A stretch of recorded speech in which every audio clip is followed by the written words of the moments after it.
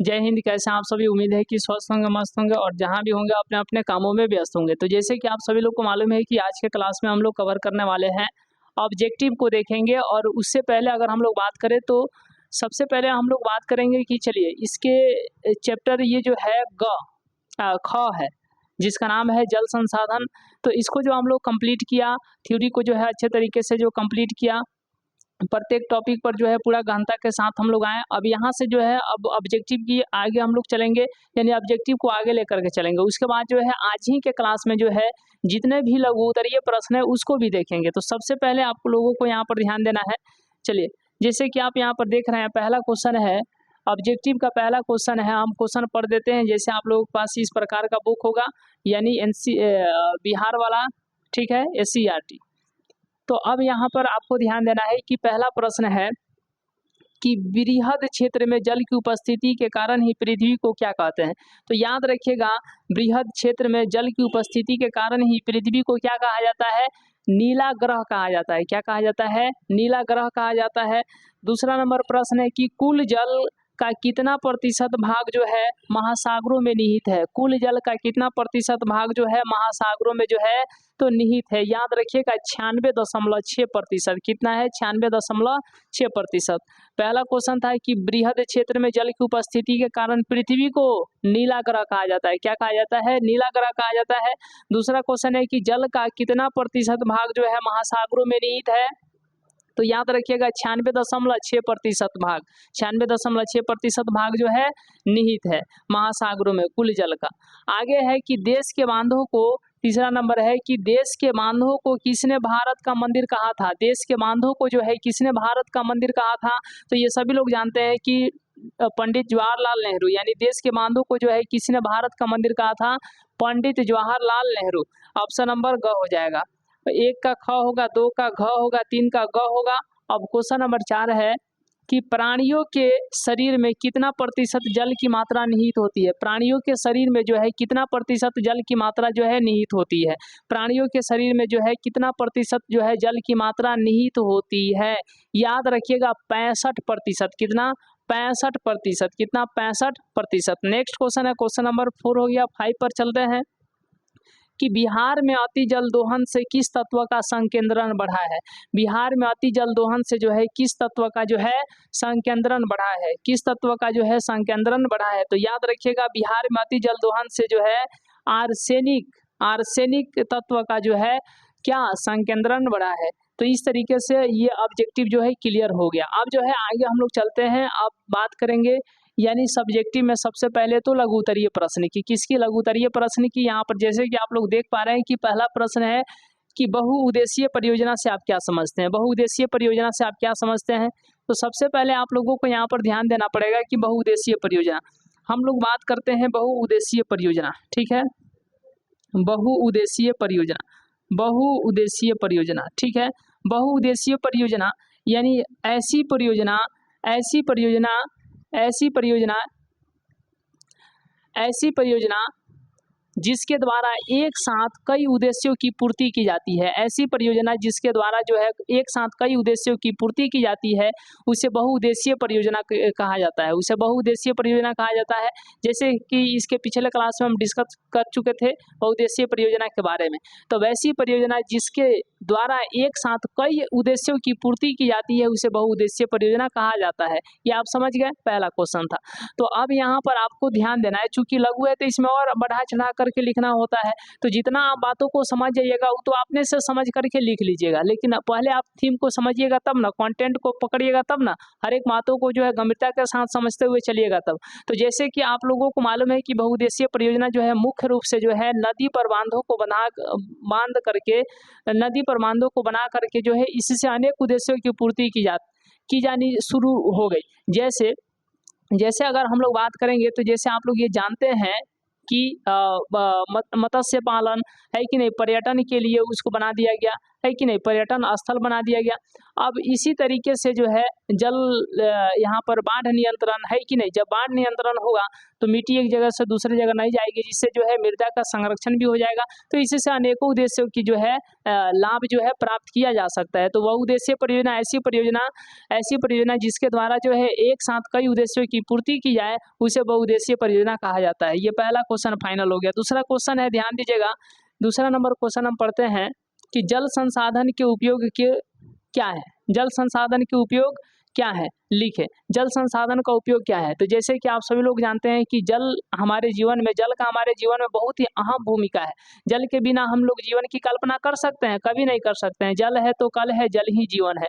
तो ये आप लोग जानते हैं कि जल जो है हमारे दैनिक कार्यों के लिए बहुत ही अहम जो है ये महत्वपूर्ण है। ये हमारे लिए बहुत ही अहम भूमिका निभाती है जल। और यहाँ पे आप लोगों को ये समझना पड़ेगा कि जल का उपयोग क्या है, इसको जो है लिखना है। तो जल का उपयोग आप लिख दीजिएगा कि मतलब घर के तमाम कार्यों में तो जल का उपयोग किया ही जाता है। साथ ही साथ नहाने में, है कि नहीं, बर्तन साफ करने में, कपड़ा साफ करने में, मवेशियों को नहलाने में, बाग बगीचा में पानी डालने में, उसके बाद जो है खेती करने में, जिसे हम लोग सिंचाई कहते हैं। उद्योग धंधों में जो है यहाँ पर जल का उपयोग किया जाता है। मशीनों को जो है ठंडा करने के लिए जो है जल का प्रयोग किया जाता है। जैसे कि आप लोग जानते हैं कि जैसे कूलर वगैरह चलता है तो उसमें गर्म जल हो जाता है। अब चल रहा है तो उसमें का जल निकल रहा है कि नहीं। अब उस जल को जो है उसके स्थान पर जो है ठंडा जल डाला जाता है। तो उसी तरीके से बड़े बड़े जो है उद्योग धंधों में, कल कारखानों में जो बड़े बड़े मशीन होते हैं तो वो गर्म हो जाते हैं, तो उसको ठंडा करने के लिए जल का प्रयोग किया जाता है कि नहीं। जल का जो है अनेक कामों में जो है यूज किया जाता है। मतलब आप गिनते गिनते थक जाइएगा, फिर भी जो है जल का उपयोग जो है समाप्त नहीं होगा। तो जल का उपयोग जो है अनेक कामों में किया जाता है। जल से जो है जल विद्युत का जो है उत्पन्न किया जाता है। जल से जो है जल विद्युत उत्पन्न किया जाता है कि नहीं। टोटल बिजली का जो है, टोटल जो है विद्युत का 22% जो है जल विद्युत से जो है प्राप्त किया जाता है। तो ये आप लोग समझ गए, जल संसाधन बहुत ही हमारे लिए महत्वपूर्ण है। इसकी जो है हमारे जीवन में दैनिक कार्यों के लिए अहम भूमिका है। अब आते हैं क्वेश्चन नंबर 3 है। ये जो है क्वेश्चन नंबर 3 क्या कह रहा है, ध्यान से सुनिएगा कि 3 नंबर क्वेश्चन है कि अंतर्राज्यीय जल विवाद के क्या कारण है। अंतर्राज्यीय, राज्य मतलब आप सब लोग समझ रहे हैं, यानी ये राज्य से आया। तो यानी जब 2 या 2 से अधिक राज्यों के बीच, सुनिए, अंतर्राज्यीय जल विवाद क्या है, यहाँ पर आपको ध्यान देना पड़ेगा। अंतर्राज्यीय जल विवाद, अंतर्राज्यीय जल विवाद, इस पर आप जो है गंभीरता के साथ ध्यान दीजिए। ठीक है, अंतर्राज्यीय जल विवाद क्या है। तो अब यहाँ पर समझना है, जब 2 या 2 से अधिक राज्यों के बीच जल से संबंधित कोई विवाद उत्पन्न हो तो उसे क्या कहा जाता है, अंतर्राज्यीय जल विवाद कहा जाता है। उसे क्या कहा जाता है, अंतर्राज्यीय जल विवाद कहा जाता है। तो जब 2 या 2 से अधिक राज्यों के बीच जल से संबंधित लाभ के लिए अगर कोई विवाद उत्पन्न हो, जल के लाभ के लिए, यानी जल से संबंधित लाभ के लिए कोई विवाद उत्पन्न हो तो उसे अंतर्राज्यीय जल विवाद कहा जाता है।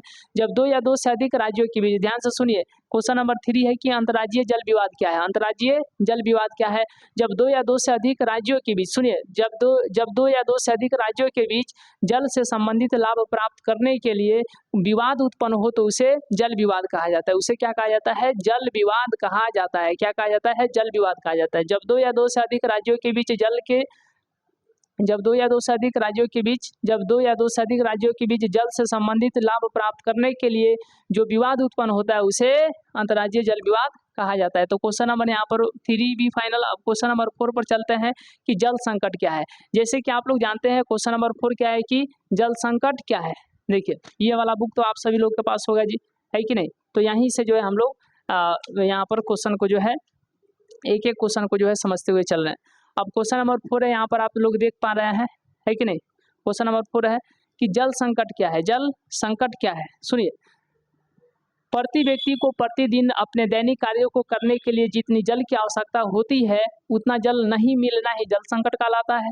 प्रतिदिन प्रति व्यक्ति को जितने जल की अपने दैनिक कार्यों को करने के लिए जितनी जल की आवश्यकता होती है उतना जल यदि उसको नहीं मिल रहा है तो समझिए क्या है, वो जल संकट है। अब यहाँ पे आपको समझना पड़ेगा कि प्रतिदिन प्रति व्यक्ति को अपने दैनिक कार्यों को करने के लिए जितनी जल की आवश्यकता होती है उससे कम प्राप्त जल को जल संकट कहा जाता है। एक बहुत ही बड़े विशेषज्ञ जो स्वीडन के थे, कहाँ के थे, स्वीडन के थे, जिनका नाम था फाल्कन मार्क, ठीक है, फाल्कन मार्क। फाल्कन मार्क एक बहुत ही बड़े विशेषज्ञ है। इनके अनुसार जो है ये क्या बताएं कि जल संकट किसे कहा जाता है। वैसे तो हम लोग जानते हैं कि प्रतिदिन प्रति व्यक्ति को अपने दैनिक कार्यों को करने के लिए जितने जल की आवश्यकता होती है उससे कम प्राप्त जल हो रहा है, उससे कम जल प्राप्त हो रहा है, तो इसे जल संकट कहा जाता है। लेकिन एक बहुत ही बड़े स्वीडन के विशेषज्ञ जिनका नाम था फाल्कन मार्क, इन्होंने बताया कि प्रतिदिन प्रति व्यक्ति को 1000 घन मीटर जल की आवश्यकता है। प्रतिदिन प्रति व्यक्ति को जो है अपने कामों को करने के लिए, अपने दैनिक कार्यों को करने के लिए एक दिन में 1000 घन मीटर जल की आवश्यकता है। स्वीडन के एक बहुत ही बड़े विशेषज्ञ जिनका नाम था फाल्कन मार्क, उनके अनुसार प्रतिदिन प्रति व्यक्ति को जो है 1000 घन मीटर जल की आवश्यकता होती है। इससे कम जल प्राप्त को जल संकट कहा जाता है। इससे कम जल प्राप्त को जल संकट कहा जाता है।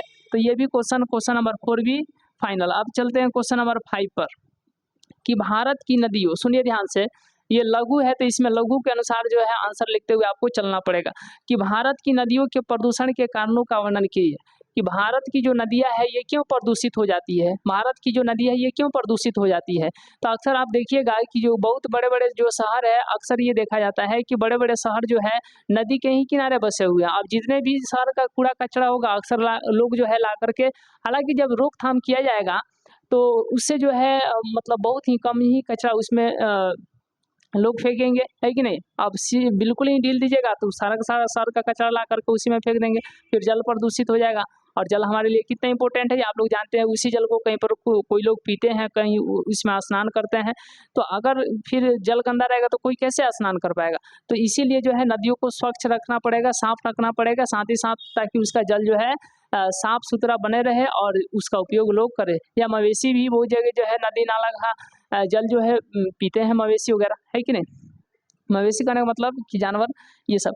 अब यहाँ पे आपको समझना है कि जो भारत की नदियों की प्रदूषण होने की मुख्य कारण क्या है, ये भारत की नदियाँ क्यों प्रदूषण हो जाती है। तो वैसे तो इन नदियों का प्रदूषण होने का बहुत बड़ा रीजन है, बहुत ज़्यादा ही कारण है, लेकिन उनमें प्रमुख कारण ये है कि एक कि मृत जानवरों को या प्राणियों को ला करके नदी में फेंक देने से नदी का जल जो है क्या हो जाता है, नदी का जल जो है क्या हो जाता है, याद रखिएगा, प्रदूषित हो जाता है। दूसरा ये कि तमाम कूड़ा करकट को, शहर के सारे कूड़ा करकट को ला करके कहाँ फेंक देने से, तो नदी में फेंक देने से नदी का जल जो है यानी नदी जो है प्रदूषित हो जाती है। अब आगे हम लोग बात करेंगे कि जैसे अगर हम लोग बात करें कि नदी के किनारे जो है बहुत बड़े उद्योग या कल कारखानों को जो है स्थापित करने से जो है नदी के जल प्रदूषित होते हैं, इत्यादि बहुत सारे कारण हो सकते हैं। अब जैसे हम बात करें उत्तर प्रदेश का कानपुर जो है, उत्तर प्रदेश का कानपुर, यहाँ पर लगभग जो है, यहाँ पे आपको लगभग 180 चमड़े के क्या है, 180 चमड़े के क्या है, कारखाने हैं। 180 चमड़े के कारखाने हैं, है कि नहीं। जैसे कि आप यहाँ पर देख सकते हैं, हम आपको दिखा रहे हैं। चलिए यहाँ पर हम आपको दिखा रहे हैं, देखिए पढ़िए। केवल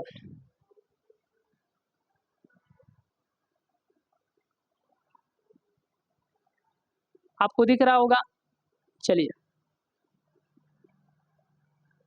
केवल कानपुर में 180 चमड़े के कारखाने जो प्रतिदिन 58 लाख लीटर मल जल गंगा में विसर्जित करती है। बताइए ना, इतने कारखाने जो है प्रतिदिन गंगा जल में ला करके विसर्जित करती है। कितना, 58 लाख लीटर। एक दिन में 58 लाख लीटर जो है प्रदूषित गंदा पानी को ला करके उसमें फेंक दिया जाता है, जिसे मल जल कहा जाता है। नल जल नहीं, मल जल, यानी मतलब गंदा पानी को ला करके गंगा में विसर्जित कर दिया जाता है। एक दिन में 58 लाख लीटर। कितना, 58 लाख लीटर। 180 चमड़े के कारखाने हैं, उनका सारा का सारा कचरा जो है, यानी एक दिन में कितना कचरा निकलता है, कितना गंदा जल निकलता है, कितना मल जल निकलता है, तो 58 लाख लीटर जल को जो है ला करके गंगा में क्या विसर्जित कर दिया जाता है। तो बताइए इससे प्रदूषित होगा कि नहीं होगा। तो इन सारी बातों पर जो है ध्यान देने की आवश्यकता है। तो इस तरीके से आज के क्लास में जो हम लोग ऑब्जेक्टिव को कवर किए, फिर जो है लघु को कवर किए, यानी कि सब्जेक्टिव में लघु को कवर किए, यानी शॉर्ट आंसर क्वेश्चन को देखे हैं। तो आज की इस क्लास को हम लोग यहीं तक रहने देते हैं। मिलते हैं हम लोग नेक्स्ट क्लास में, नेक्स्ट वीडियो में। तब तक के लिए बहुत बहुत धन्यवाद।